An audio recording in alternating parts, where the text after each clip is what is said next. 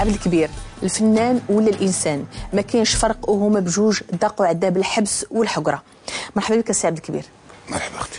دخلتي للحبس دوزتي عام ظلما وعدوانا كيف تتقول، عاود لي على هذه الازمه ديال الحبس كيفاش توقعت؟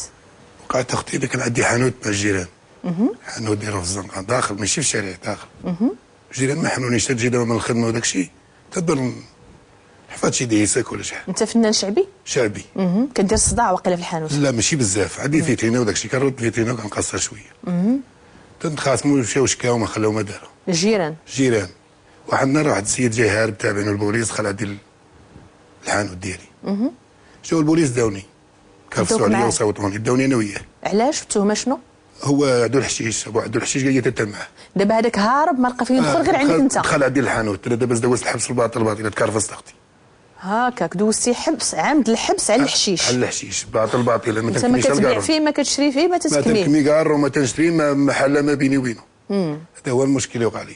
تكرفست وتكرفست معايا في طريقي مسكين. دوزتي عام ديال الحبس. عام نيشان. تكرفستي في هذاك تكرفست على الازمه اللي تاعها. واخا عاود لي على لما عندك وليدات، عندك تبارك الله 4 ديال الوليدات والمراه وخليتي المصاريف والكرا والماء والضو كلشي وقفتيه، انت ما كنتيش عولت على حاجه تلقيتي راسك مرمي وما عنديش ما في حالي زعما وما عندكش وما في حالكش. كيفاش عاشت مراتك هذه الازمه ووليداتك هذه الازمه؟ المراه مسكينه تكرفست واحد كرفيسه تمشي عاد الناس يعطيوها الفلوس وداك الشيء. كتمشي عند الجيران وكتمشي. هي اللي لقيتي بوحدها واقفه معاك؟ هي اللي لقيتها اصدقاء ما تيجي علي حتى واحد يطلع عليا والو. خوتي اللي جاو عندي 2 مرات ولا 3. 2 مرات في العام كامل؟ اللي جاو عندي. كارفز زعما دازت عليا المحنه. هي اللي هزه الكفا وهي مسكينه اللي قابله الولاد. هي اللي قابله الولاد وكل شيء. نمشيو عند الجيران وكتخدم عند الناس وهذيك كيدوروا معاها. ولات هي اللي كتخدم؟ هي اللي ولات كتخدم. المهم تكرفست انا ذاك العام بقى فيا الحال. مشيت باطل اختي. مشيتي باطل. كنت تتسنى هاد المراه غير تخرج انت باش تعوض ليه هذيك التماره والشقه اللي ضربت؟ هي بغات تخرج نعاود ليه داك الشيء ساعه مسكينه تعصبت وضربها الكونسير مسكينه. مرضات وانت في الحبس. اذا تكرفسات المراه من موراك تكرفسات ما خليتي لها لا فلوس، انت ما عندك حتى شي منضه بعدا نقولوا في الشهر غتدخل عليها. المهنه ديالي هي هذيك اللي جابوا الليل كيساكلوا في النهار. داك الشيء اللي كاين اختي. ما خليتي لها مسكينه باش تعيش باش وزادها المرض. السرطان. داك الشيء اللي كاين. من بعد بقات هكاك ماتت مسكينه. منين خرجتي من الحبس؟ دازت شي عام وهي تمرض خايب بزاف. يعني المراه اللي كانت هازه معك المحنه وتماره غير خرجاتك انت تقابل ولادك ماتت هي. هي تمرض مسكينه وماتت. من بعد كيفاش الحياه من بعد الحبس؟ رجعتي لمحلك رجعتي لحياتك؟ لا ما رجعتش للمحل ديالي بقيت دابا باقي عاد ندير محل اخر. باقي فنان باقي تتخدم باقي كتمشي للمناسبات؟ مازال يعني واخا الازمات الحبس واخا الظلم والعدوان ولا داكشي اللي عشتيه واخا المراه ماتت واخا مازال مازال خدام مازال عايش. تيبروني الناس عندي كليان عندك كليان ديالك يعني واخا الانسان دوز ازمه يقدر يخرج منها. ايوا ازمه تكرفسنا واخا تكرفسنا راه حنا باقي الناس تيحبونا تمشيو عندهم. هاد المراه هادي غتنسى لك واحد النهار وهي اللي وقفات معاك هاد الوقفه؟ ما عمرها تنسى ليا مرتي راه كانت مكرفسه معايا مسكين. عمرها تنسى. ضربت تماره بزاف حتى هي كانت تجي في نصاصات الليل عندي. ياك؟ نعم.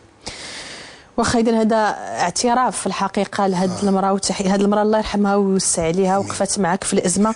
وهذا هو السؤال بالضبط للدكتور عمر بن يحيى، الدعم الاسري سواء كان مادي ولا معنوي كما الزوجه ديال المرحومه ديال السي عبد الكبير واقفه معاه ماديا معنويا تكرفص ضرب تماره. يعني حنا في الازمات كنحتاجوا لهاد الناس، ولكن تيكون واحد وسط عائله، يعني الخوت ما كاينينش الحباب ما كاينينش، واحد هو اللي تيخرج من ديك الدائره ديال العلاقات بحال قلنا كيصدق.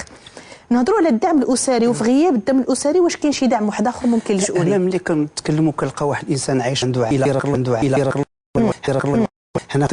هنا تاخذوا نظر على هذيك الاسره على انها عائله ماشي متمسكه، عائله غير كبرات وهي متشتته، لان العائله راه تيربطها عنصر الحب، التفاهم، الاخلاص، المحبه، الوئام الى غير ذلك. هذا هو، هذه هي السعاده. الا جمعتها الكلمه كلها كتعطيك كلمه سعاده. اللي وقعت شي حاجه لشي واحد راه عنصر ذات وحده، راه فحال هو انا كنحييه ان الزوجه توفت الله يرحمها، ولكن لاحظت على انه كان تزوج معها بطريقه يعني الفضيله والحب والمحبه كيكونوا ذات وحده.